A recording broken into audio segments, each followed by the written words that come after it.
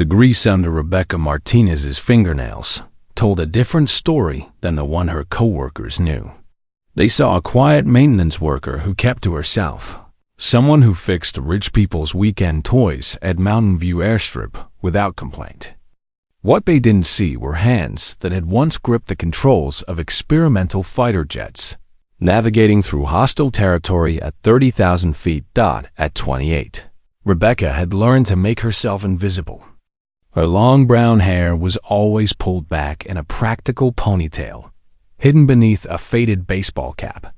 Her lean frame, built from years of rigorous physical training, was concealed under oversized coveralls stained with hydraulic fluid and engine oil. To everyone at the airstrip, she was just another mechanic trying to make ends meet in the shadow of the eastern mountains. The pay was terrible. The work was thankless, but it kept her hidden from a past that could destroy other people's lives. Her real name was Rebecca Martinez, but her fake identification papers read Maria Santos. 7 years ago, she had been Lieutenant Martinez, call sign Silent Hawk, the only female pilot in the elite Raven squadron. Now she cleaned aircraft windows and checked fuel lines, living in complete exile from the world she once knew. Every morning, she arrived at the airstrip before dawn, her worn toolbox containing the standard equipment any mechanic would carry. But hidden beneath spare gaskets and wire crimps lay something that would have shocked her coworkers: a black leather pilot's glove, hand engraved with 3 words that meant everything to those who understood military operations, and nothing to those who didn't. The glove was proof of missions that officially never happened. Jake Patterson, the head mechanic, was a decent man in his 50s who had never seen combat. During lunch breaks, he would joke with Rebecca about her methodical precision. "You're lucky you can handle a wrench without breaking it," he would say, not knowing that those same hands had once performed emergency repairs on stealth aircraft while under enemy fire. The other mechanics were less kind. Tommy Rodriguez, barely out of technical school, spent most of his time scrolling through social media instead of working. "This generation just pretends to be pilots on TikTok," he would laugh, showing videos to anyone who would watch. Real pilots are men who've earned their wings through blood and sweat. Rebecca learned long ago that defending herself only invited more questions. Questions she couldn't answer without exposing classified information that could send good people to prison. So she stayed silent, focusing on her work with the kind of precision that came from years of military training. The irony wasn't lost on her. She had once flown cover missions for medical evacuations, protecting civilian lives behind enemy lines. Now, she serviced aircraft for wealthy hobbyists who treated flying like an expensive hobby. But every bolt she tightened, every system she calibrated, was done with the same attention to detail that had once saved lives in combat zones. One humid afternoon, a group of flight students arrived for aircraft inspection. These were rich kids playing at being pilots, wearing expensive aviators and leather jackets that had never seen actual cockpits. They watched Rebecca manually adjusting wing struts, using techniques taught in advanced military flight schools. "Why don't you just use the hydraulic lift?" one student smirked. "Manual adjustment is so outdated." "Real mechanics use computers now," another added, taking selfies next to the aircraft. Bet she learned that from YouTube tutorials. Rebecca continued her work methodically. Her hands moved with muscle memory earned through thousands of hours maintaining military aircraft under combat conditions. She didn't respond to their mockery, but something cold settled in her chest. These spoiled kids had no idea what real flying meant. They had never made life or death decisions in hostile airspace. They had never carried the weight of other people's lives in their hands. After they left, Rebecca recorded the tail number in her worn paper notebook. Old habits died hard. Every aircraft she serviced got logged, just like in her military days. But as she wrote, her hand trembled slightly. The student's casual dismissal of her skills had hit deeper than she expected. That evening, walking to her small apartment above Murphy's Diner, Rebecca passed a local memorial wall. Faded photos of service members lined the brick surface. Heroes with names, dates, and families who remembered them. Her photo wasn't there. Officially, she didn't exist. The woman who had once flown classified missions to save civilian lives was now just Maria Santos, unmarried maintenance worker, but she had learned to sleep well, even in exile. She knew she had done what was right, even when the system abandoned her. The glove in her toolkit proved it. Those 3 engraved words, "Night Mission Approved," were evidence of operations that had saved lives when bureaucracy would have let people die. As she climbed the narrow stairs to her apartment, Rebecca caught her reflection in the diner's window. For just a moment, she saw not the invisible mechanic, but the pilot she used to be. The woman who had earned her wings through actual blood and sweat, not privilege and money. Tomorrow would bring another day of thankless work and casual disrespect. But tonight she would remember who she really was. And somewhere, in a place she couldn't allow herself to think about too often, an experimental aircraft sat waiting in an abandoned hangar. Waiting for the night when someone would need saving, and bureaucracy wouldn't be fast enough, because some flights couldn't wait for permission. The encrypted radio hidden in Rebecca's toolkit crackled to life at 3 in the morning on a November night when the storm seemed determined to tear the mountains apart. She had been lying awake, listening to the wind howl around her small apartment, when the emergency frequency that only former military personnel knew existed began broadcasting a desperate message. Medical transport convoy carrying life-saving vaccines for children lost in Blackwood Mountains. Massive electromagnetic interference from storm system. GPS useless. Radar shows static. Transport went dark 6 hours ago. 300 children in critical condition from new epidemic strain. Experimental treatments will expire in 18 hours. Rebecca sat up, her heart hammering against her ribs. She knew that frequency, knew the code phrases, knew what it meant when official channels went silent and the underground network activated. Somewhere in those mountains, children were dying.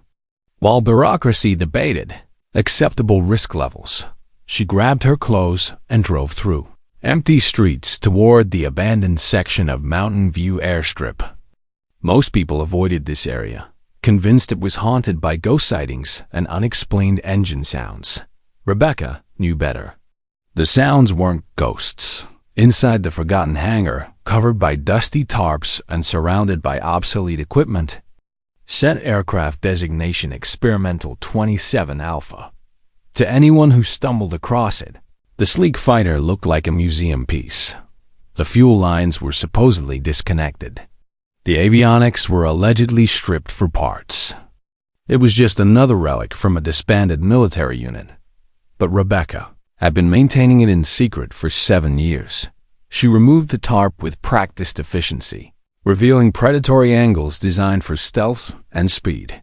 Her hands found hidden panels and emergency overrides that didn't appear in any maintenance manual. The aircraft had been her responsibility when she was Lieutenant Martinez, and she had never stopped caring for it. The experimental jet had been built for situations exactly like tonight. Missions that couldn't wait for weather clearance or official authorization. Operations that required a pilot willing to fly into darkness when lives hung in the balance. As she manually cranked the engine startup sequence, Rebecca's radio intercepted Air Force communications. Command was refusing to scramble. Rescue aircraft. Too much risk with zero visibility. Not enough reliable navigation data. Standard protocol demanded waiting for weather clearance, which wouldn't come for another 18 hours. 18 hours those children didn't have. Rebecca entered a 16-digit override code into the auxiliary keypad, her fingers moving automatically through a sequence she had memorized 7 years ago. a code that was supposed to have been deleted from all systems when Raven Squadron was disbanded. The cockpit screen flickered to life with green text. Ghost authorization accepted. Pilot Silent Hawk mission status active. Her call sign. Her rank. Still in the system after 7 years of supposed non-existence, she strapped herself in and ran through pre-flight checks from memory. Oil pressure good. Hydraulics responsive. Weapon systems disabled. Thank God. She wasn't here to fight tonight. She was here to save lives when the system had decided those lives weren't worth the risk. The storm masked her engine noise as she taxied out without runway lights, using only instrument guidance and 20 years of flying experience. No radio. Contact. No flight plan filed. No official authorization. Just a ghost pilot in a supposedly dead aircraft, flying toward 300 dying children. Military radar detected her signature 40 minutes later. The blip appeared suddenly on screens at Edwards Air Force Base, moving at impossible speeds through restricted airspace. Unknown aircraft, no transponder signal, no radio response. 2 F-16 Fighting Falcons were dispatched to intercept.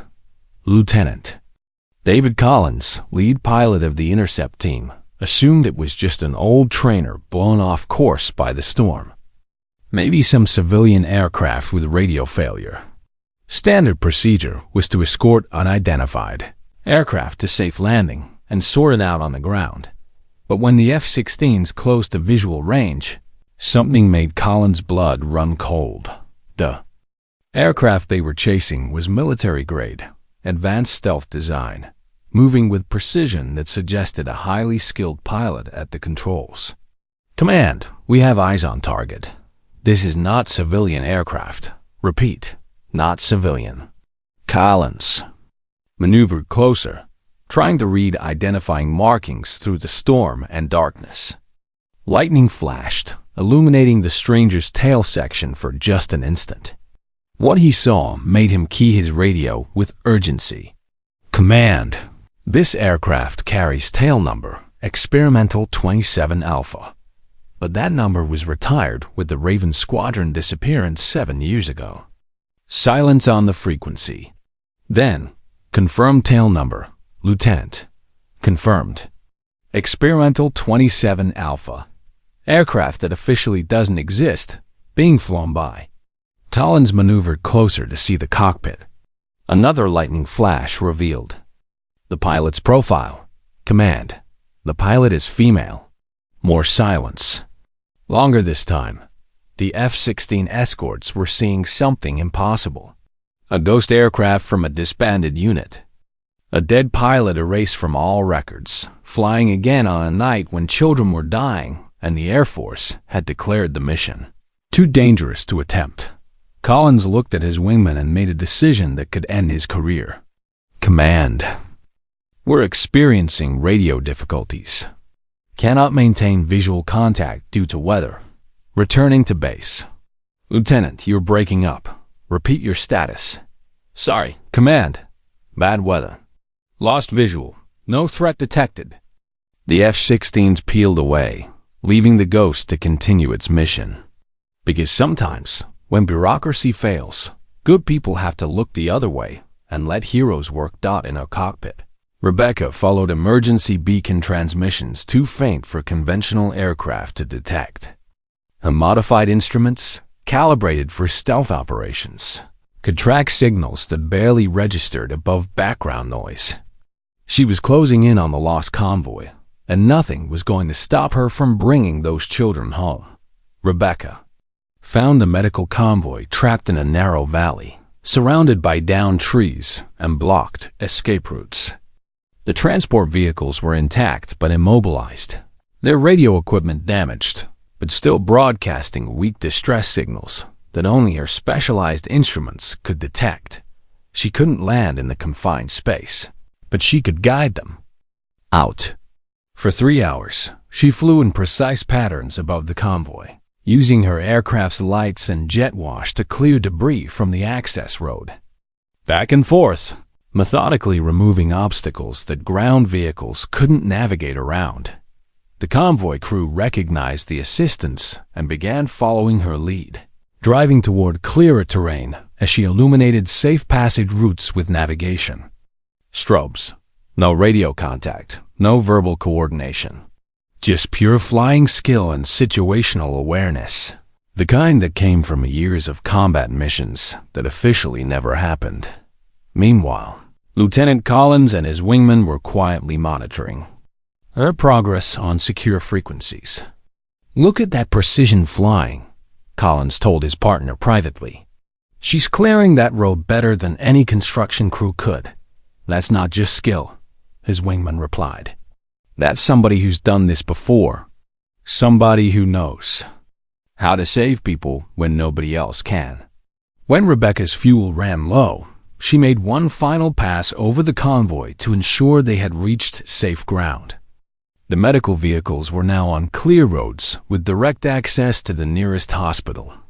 She turned toward home, mission accomplished, expecting to disappear back into obscurity. Instead, she found both F-16s waiting for her at a respectful distance.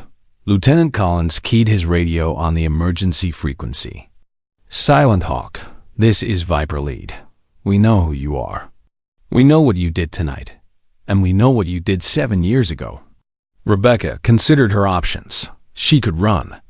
The experimental aircraft was faster than standard F-16s. She could disappear again, vanish back into the shadows where a ghost belonged. Instead, she responded, "Viper Lead, I am not authorized for this frequency. Recommend you maintain official radio silence." "Negative, Silent Hawk. Some things are more important." An authorization. The 3 aircraft flew in formation through the pre-dawn darkness. 2 active pilots escorting a ghost who was never supposed to exist.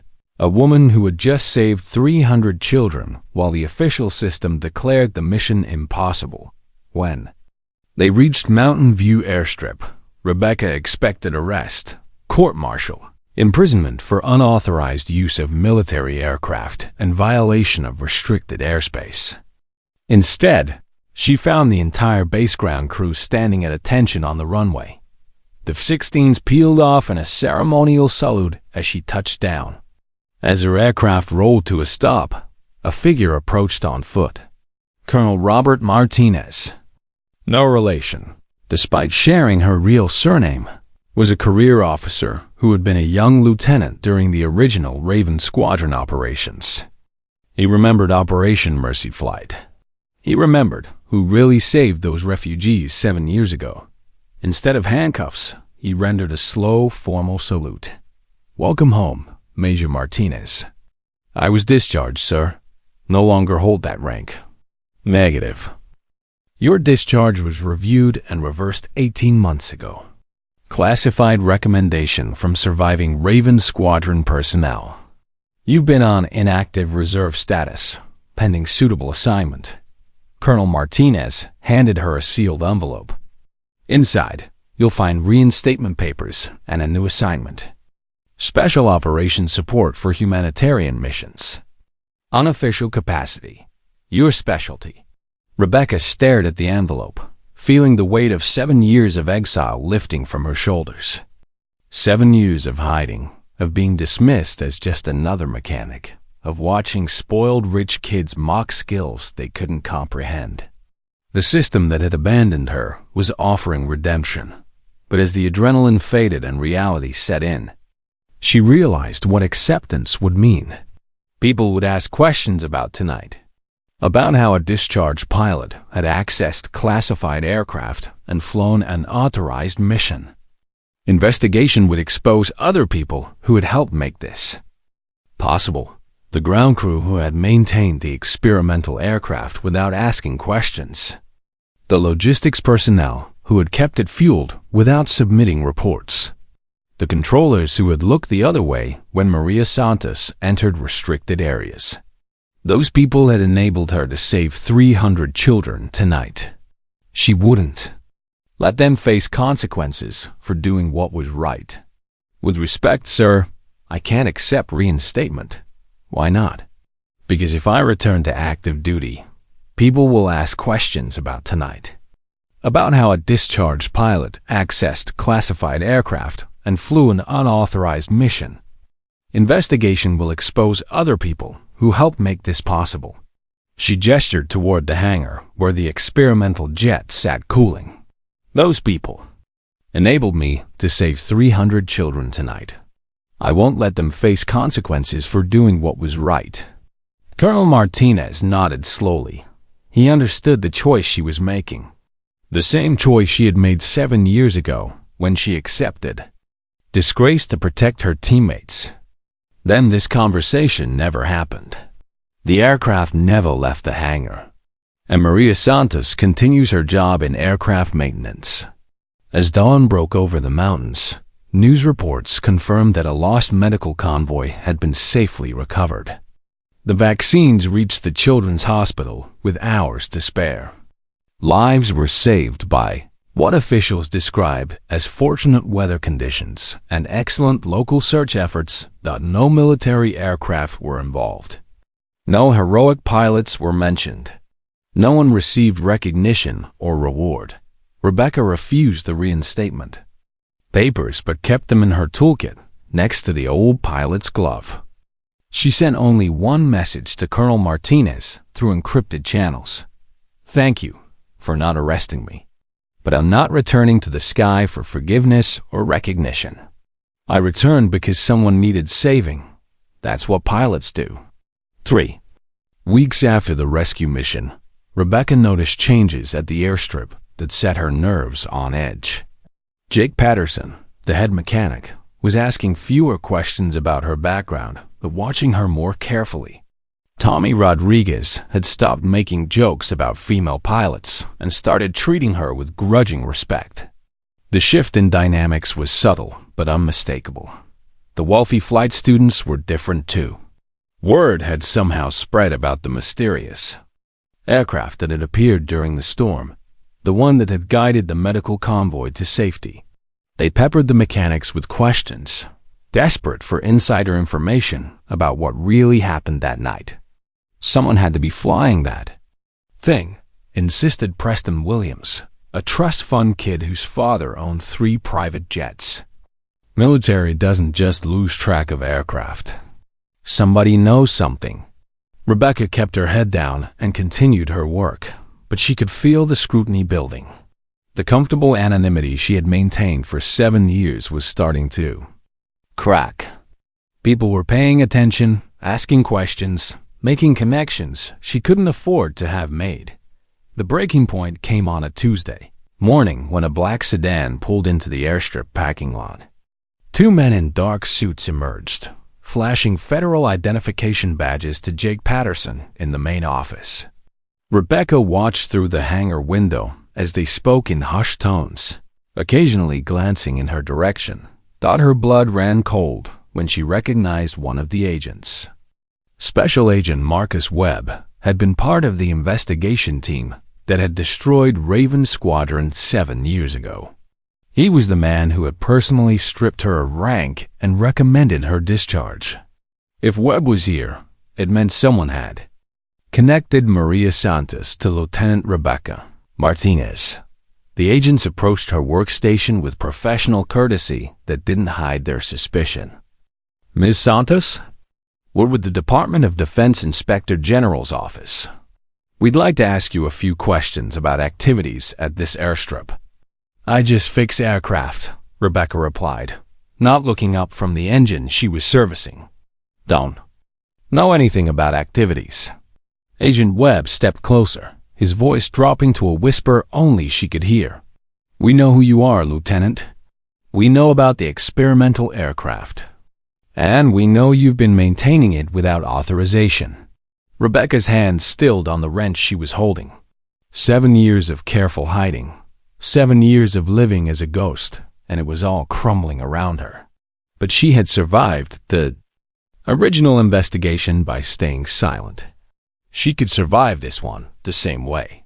You're mistaken. My name is Maria Santos. I've never served in the military. I maintain civilian aircraft for wealthy hobbyists. That's all. The second agent produced a tablet, swiping through files. Interesting, because we have satellite footage of an unidentified aircraft operating in restricted airspace 3 weeks ago.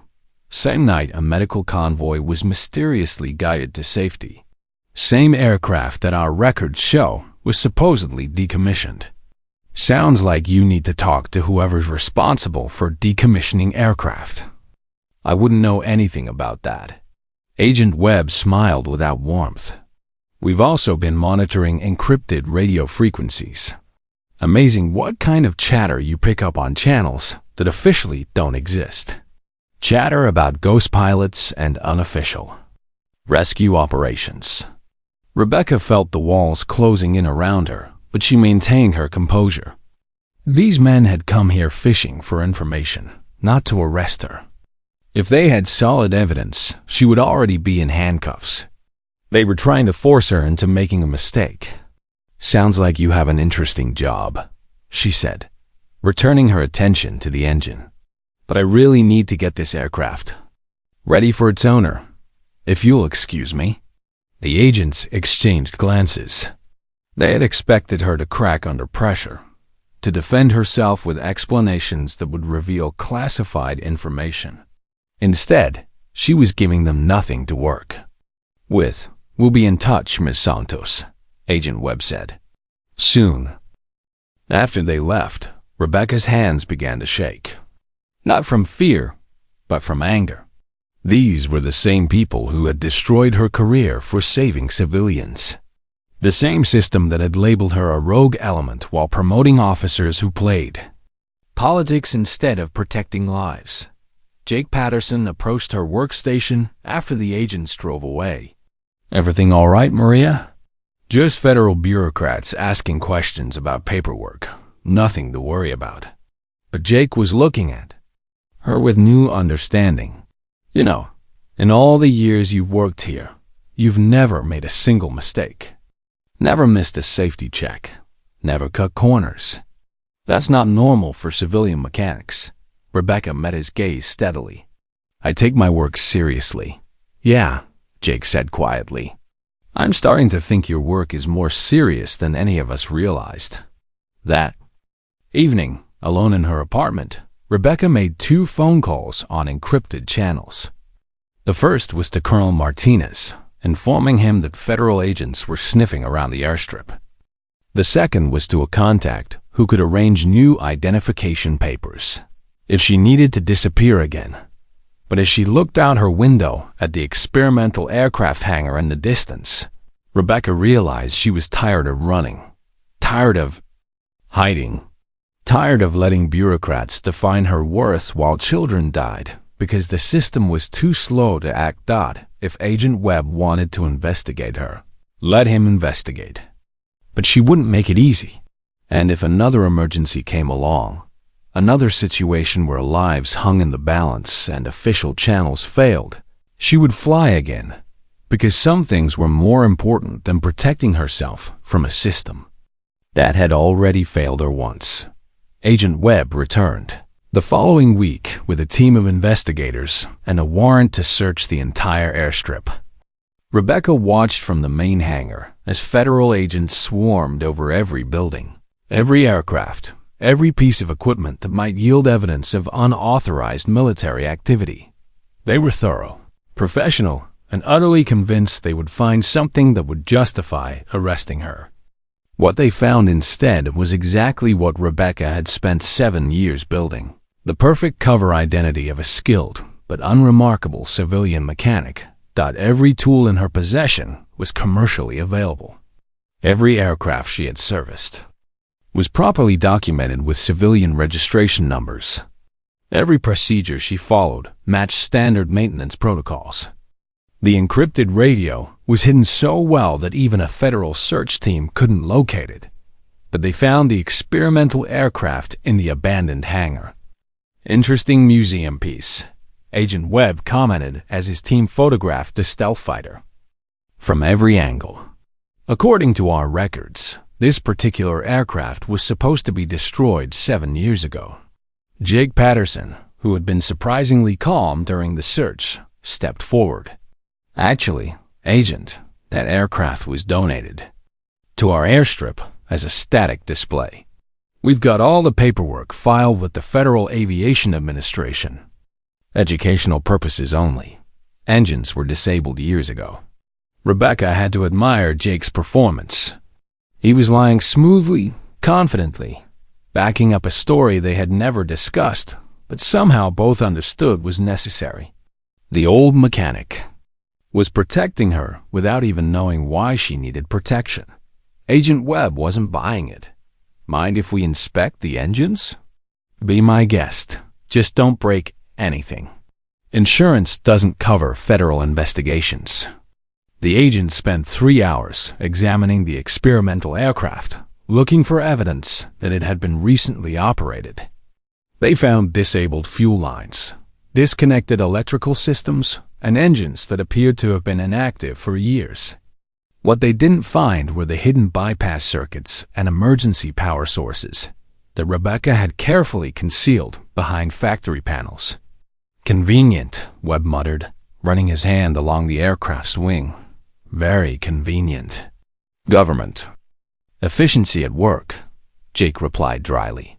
Your people said destroy it. Our people said preserve it. Bureaucrats gonna bureauc. As the federal team prepared to leave empty-handed, Agent Webb pulled Rebecca aside one final time. I know you're lying. I know you flew this aircraft 3 weeks ago. And I know you've been operating under a false identity for 7 years. Prove it, Rebecca said simply. I will. And when I do, you'll face charges for theft of government property, violation of restricted airspace, identity fraud, and unauthorized operation of military aircraft. You're looking at 20 years minimum. Sounds serious. Good thing I'm just a mechanic who fixes rich people's toys. Webb's face flushed red with frustration. This isn't over, Lieutenant Martinez. My name is Maria Santos. And yes, it is over. Have a nice day, Agent. After the federal team left, the airstrip felt different. Jake and the other mechanics looked at Rebecca with new respect. Tinged with curiosity, they were too polite to voice directly. They had all witnessed her calmly stare down federal agents without flinching. That wasn't normal behavior for someone with nothing to hide. Hell of a thing, Jake said, watching the black sedans disappear down the mountain road. Federal agents coming all the way out here to look at museum pieces. Government's got nothing better to do, Tony Rodriguez added, but his tone was different now. Less mocking, more thoughtful. Must be nice, having job security like that. Show up, harass working people, go home. Rebecca said nothing, but she noticed the shift in group dynamics. For the first time since she had started working at the airstrip, she felt like she might actually belong somewhere.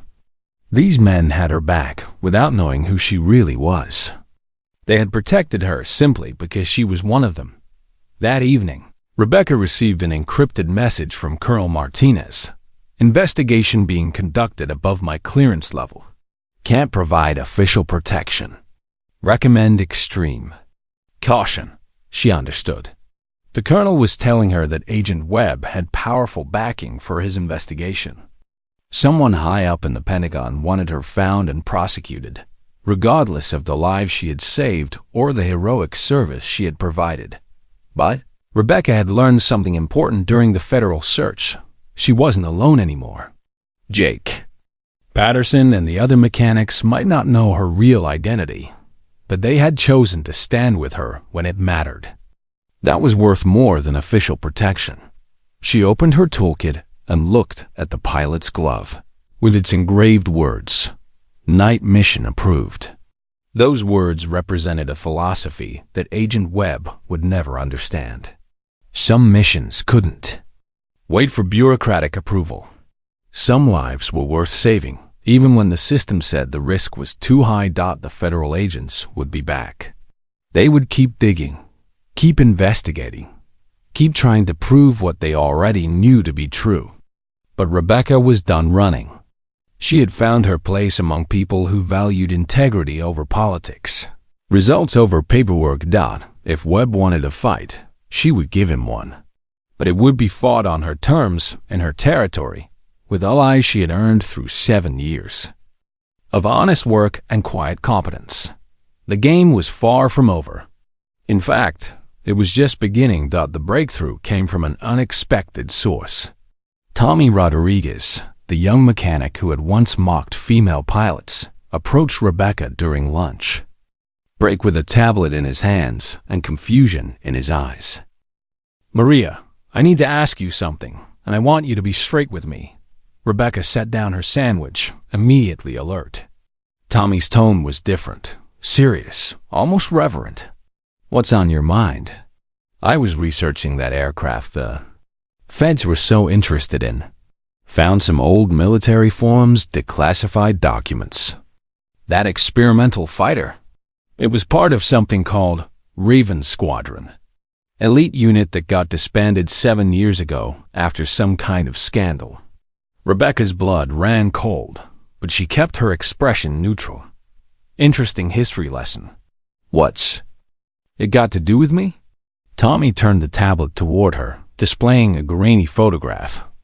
"This is the official roster of Raven Squadron pilots. Look at the only female member." The photo was 7 years old, taken during a classified briefing. The woman in the military flight suit had shorter hair and a different bearing, but the facial structure was unmistakable. Lieutenant Rebecca Martinez, call sign Silent Hawk. "Now? Look at this," Tommy continued, swiping to a second image. It was a security camera photo from the airstrip, showing Rebecca working on an aircraft engine. The angle was different, the lighting was poor, but anyone looking carefully could see the resemblance. "Tommy," Rebecca said carefully, "what exactly are you suggesting?" "I'm suggesting that Maria Santos is one hell of a cover identity. I'm suggesting that we've been working alongside someone who used to fly missions that officially never happened. And I'm suggesting that those federal agents knew exactly who they were looking for." Rebecca studied the young man's face, looking for signs of deception or malice. Instead, she saw something that surprised her: admiration. "Hypothetically," she said slowly, "if someone had served in a classified unit that got disbanded under controversial circumstances, and if that person had chosen to live quietly as a civilian mechanic, what would you think of that?" "Hypothetically? I'd think the person got screwed by the system. I'd think they probably did things that saved lives while bureaucrats covered their own assets. And I'd think anyone trying to mess with that person would have to go through me first." Jake Patterson appeared in the doorway, having overheard the last part of the conversation. "Go through us," he corrected. "Maria's been the best mechanic we've ever had. Don't care what name she used to go by or what she did before she got here. She's earned her place." Rebecca felt an unexpected tightness in her throat. These men had figured out her secret, and instead of turning her in for the reward money Agent Webb was probably offering, they were closing ranks around her. "There's more," Tommy said, pulling up another document. "I found records of Operation Mercy Flight, refugee evacuation 7 years ago. Officially, it was conducted by rogue elements acting without authorization. Unofficially, it saved 200 civilians who would have died if they'd waited for proper channels." He looked directly at Rebecca. The mission commander was listed as Lieutenant Martinez. Call sign Silent Hawk. "That operation saved kids, Maria. Little kids who would have been killed if someone hadn't been willing to break rules. And for that," Jake added grimly, "she got court-martialed and discharged, while the politicians who should have authorized the mission in the first place got promoted." Rebecca realized there was no point in maintaining the deception any longer. These men had done their homework, connected the dots, and chosen to support her anyway. "My real name is Rebecca Martinez," she said quietly. "I was discharged from the Air Force 7 years ago for conducting unauthorized humanitarian operations. I've been living under an assumed identity, because federal agents want to prosecute me for saving lives. Figured as much, Jake said. Question is, what do we do about Agent Webb and his investigation team? Tommy was already scrolling through files on his tablet. Actually, I might have an idea about that. See, I've been documenting everything those federal agents did during their search. Taking photos, recording conversations. Turns out, some of their search procedures weren't exactly by the book.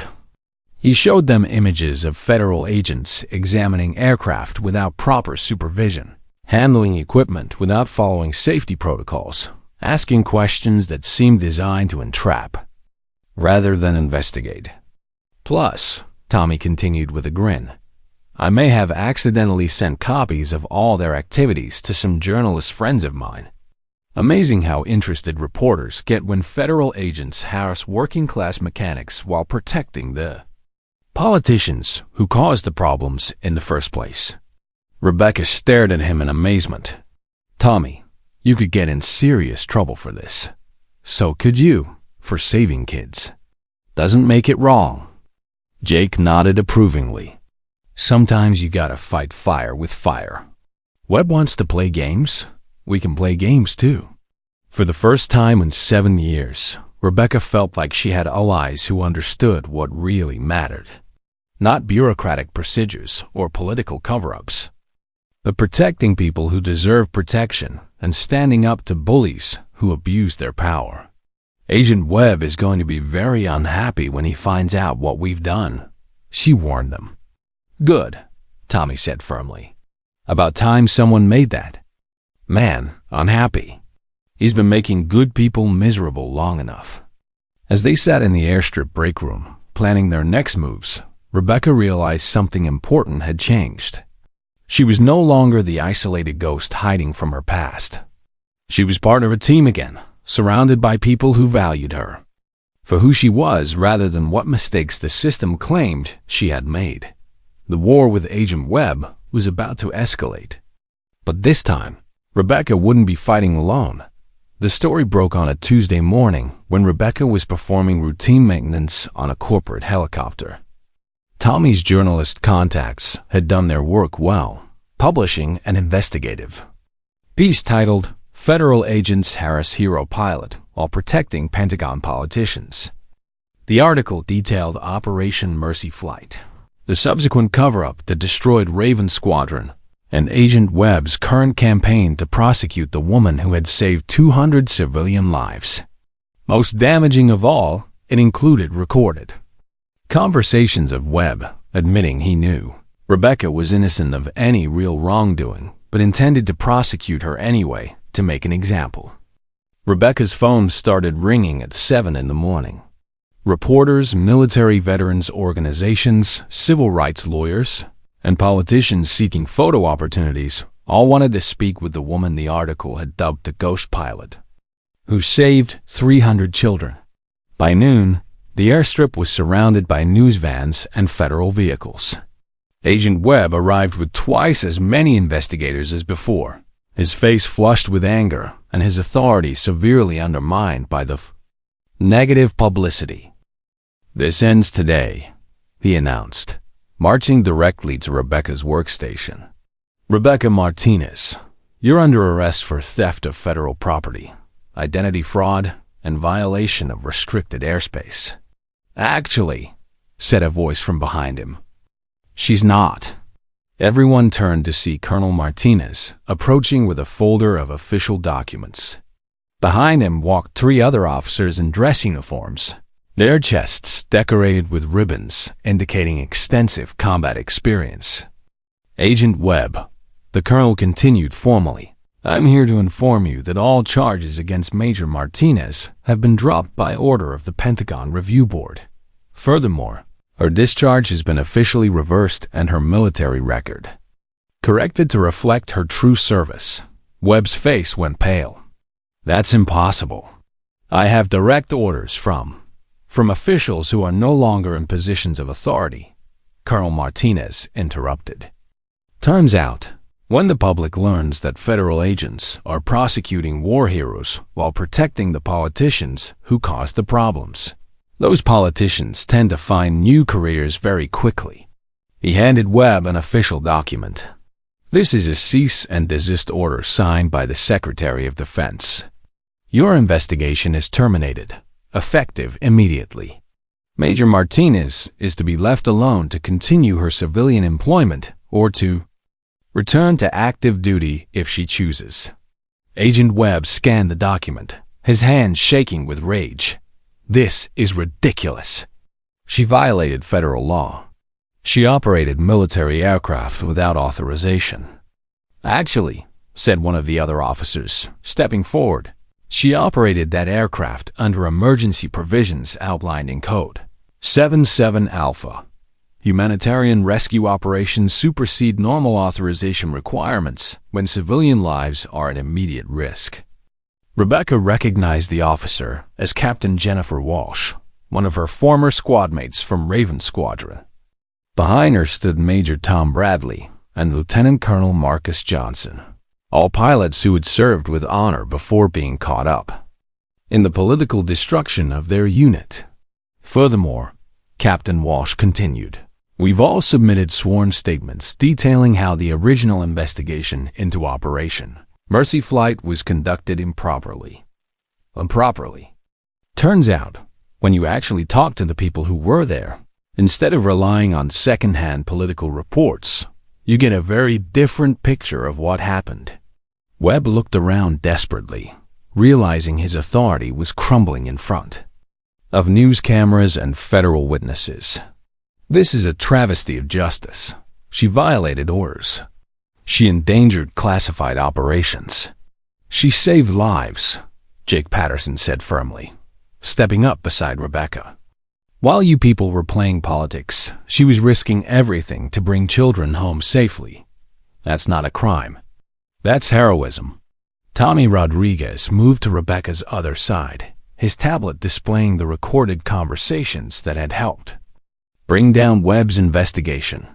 Amazing what you can accomplish when you actually care more about truth than covering up your own mistakes. The crowd of reporters pressed closer, cameras capturing every moment of Webb's humiliation.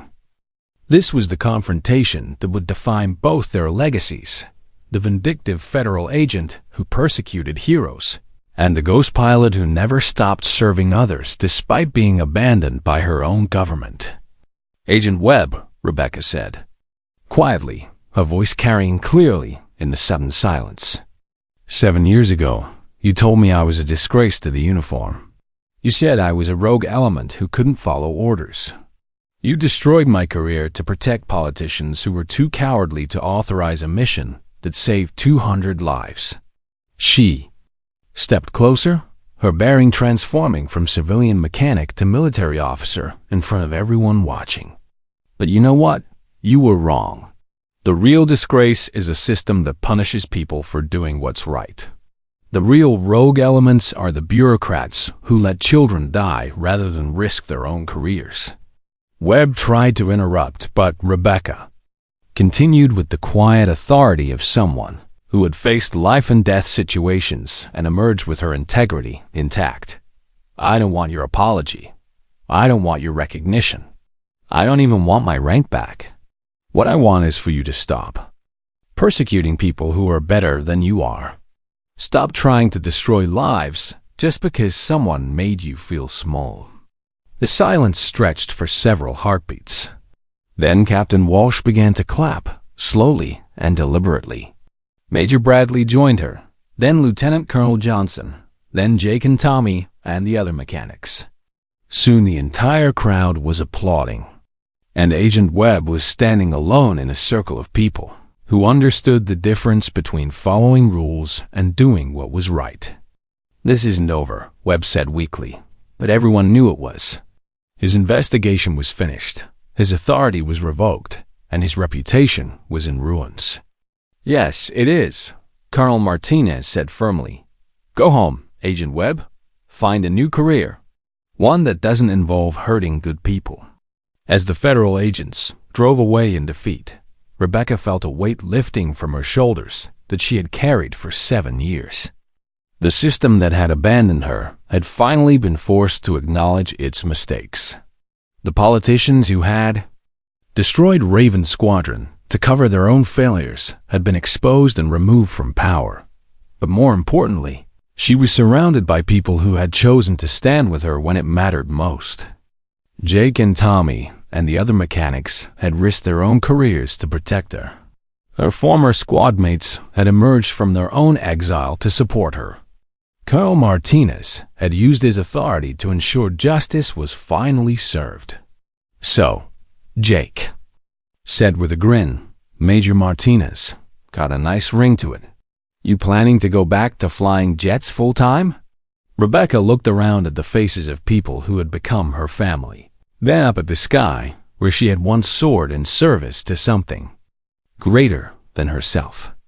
"I think," she said slowly, "I'm exactly where I belong." 6 months later, Rebecca stood in the same hangar where Agent Webb had once searched for evidence to destroy her. But instead of hiding an experimental aircraft under dusty tarps, the space now housed the headquarters of the Mountain Rescue Aviation Unit, a civilian organization that provided emergency helicopter and fixed-wing services for search and rescue operations throughout the region. The experimental fighter jet that had caused so much controversy was gone, officially transferred to the Fontaine Smithsonian National Air and Space Museum, where it would be displayed with a placard reading, "Experimental Stealth Fighter, donated by Major Rebecca Martinez, Raven Squadron. Sometimes heroes fly in silence." Rebecca had chosen to remain a civilian, declining the Air Force's offer of reinstatement with full honors.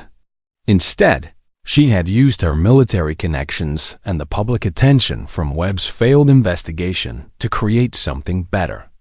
A rescue organization that could respond to emergencies without waiting for bureaucratic approval. Jake Patterson had been promoted to operations manager, overseeing a team of mechanics who maintained rescue aircraft with the same precision Rebecca had once brought to military operations. Tommy Rodriguez had become the organization's media coordinator, using his research skills and journalistic connections to ensure their rescue efforts received the funding and support they needed. "Major," Tommy called out, approaching her workstation with a tablet displaying the latest news reports. "You need to see this." The headline read, "Former Federal Agent Marcus Webb Indicted for Abuse of Authority." The article detailed how Webb's investigation into Rebecca had been part of a larger pattern of harassment targeting whistleblowers and veterans who had challenged Pentagon policies. His conviction would send him to federal prison for 3 years. "Karma," Jake commented, reading over Rebecca's shoulder. "Sometimes the system actually works." Rebecca felt no satisfaction in Webb's downfall. The man had chosen his path, just as she had chosen hers. The difference was that her choices had saved lives, while his had only served his own wounded pride. Her radio crackled with an incoming emergency call. "Mountain Rescue. We have hikers missing on Eagle Peak. Last contact 6 hours ago. Weather. Moving in fast." Rebecca was already moving toward her helicopter before the transmission finished. "This is Mountain Rescue 1. We're airborne in 5 minutes. As she ran through pre-flight checks with the efficiency born of thousands of hours in military and civilian aircraft, Rebecca reflected on how her life had come full circle. 7 years ago, she had been Lieutenant Martinez, flying classified missions to save people the system had written off. Today, she was Major Martinez again, not in rank, but in the respect earned through service. Still flying missions to save people who needed help. The difference was that now she didn't have to hide who she was or what she did. The Mountain Rescue Aviation Unit operated with full transparency, complete legal authority, and public support. When they saved lives, those rescues were celebrated rather than classified. Tommy approached as she prepared to take off. "Major, Channel 8 wants to do another interview about the unit's success rate. You interested?" "You handle the media," Rebecca replied, adjusting her headset. I'll handle the flying." She lifted off into gray skies, following GPS coordinates toward Eagle Peak, where 2 hikers were depending on her skills to bring them home safely. No federal agents would be questioning her authority. No politicians would be covering up her success. No bureaucrats would be demanding she wait for better weather conditions. She was exactly where she belonged, in the cockpit of an aircraft, racing toward people who needed saving, backed by a team that understood what really mattered. As she gained altitude, Rebecca thought about the pilot's glove she had kept for 7 years, the one engraved with "Night Mission Approved." She no longer needed to carry that reminder of who she used to be, because she had become something better. A person who could save lives in daylight as well as darkness. With official approval, as well as without it, her radio came alive with GPS coordinates and weather updates from Tommy's research team. Jake's voice provided mechanical status reports on her aircraft. Colonel Martinez, now serving as the unit's military liaison, offered tactical advice from his command center. Rebecca Martinez had spent 7 years as a ghost, invisible and unrecognized. But ghosts were meant for haunting the past. She was alive again, flying toward the future, surrounded by people who valued heroism over politics and results over recognition. 30 minutes later, she spotted 2 tiny figures on a rocky ledge, waving frantically at her approaching helicopter. She maneuvered into position for a difficult rescue, her hands steady on the controls, her mind focused on the delicate work of bringing people home safely. This was what she had been born to do. Not to fight wars or classify missions or hide from investigations, but to fly toward people in danger and refuse to leave anyone behind. The rescue took 2 hours. Both hikers were extracted safely and transported to medical care. The operation was filmed by news crews, documented by Tommy's media team, and praised by government officials who had once tried to destroy her career. As Rebecca landed back at Mountain View Airstrip, she was greeted by Jake and Tommy and the rest of her team. People who had started as co-workers and become family. People who had chosen to stand with her when the system tried to break her down. "Another successful mission," Jake announced to the gathered reporters. Major Martinez and the Mountain Rescue Aviation Unit have now completed over 200 rescues without a single casualty. Rebecca climbed out of her helicopter and looked around at the faces of people who believed in the same thing she did, that every life was worth saving, that some missions couldn't wait for permission, and that real heroes worked without needing recognition or reward. She had been Silent Hawk, the ghost pilot who flew in darkness to save lives the system had abandoned. But she had learned something important during her years in exile. Sometimes the best way to serve is not in silence, but in the light, surrounded by people who share your values and support your mission. The experimental fighter that had once defined her was now in a museum, preserved as a reminder of what one person could accomplish when they refused to give up. But Rebecca Martinez was still flying, still saving lives, still proving that when bureaucracy fails, human courage can still navigate toward hope. And she always would be. In a world obsessed with official recognition and social media validation, some heroes work differently. They don't need their names in lights or trending hashtags. They need purpose. They need the chance to matter when it counts most. Rebecca Martinez represents everyone who's been overlooked by bureaucracy but never stopped serving others.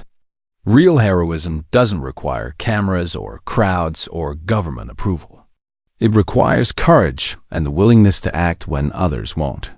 If you enjoyed this story, don't forget to hit the subscribe button and become a part of our Everyday Life Stories community.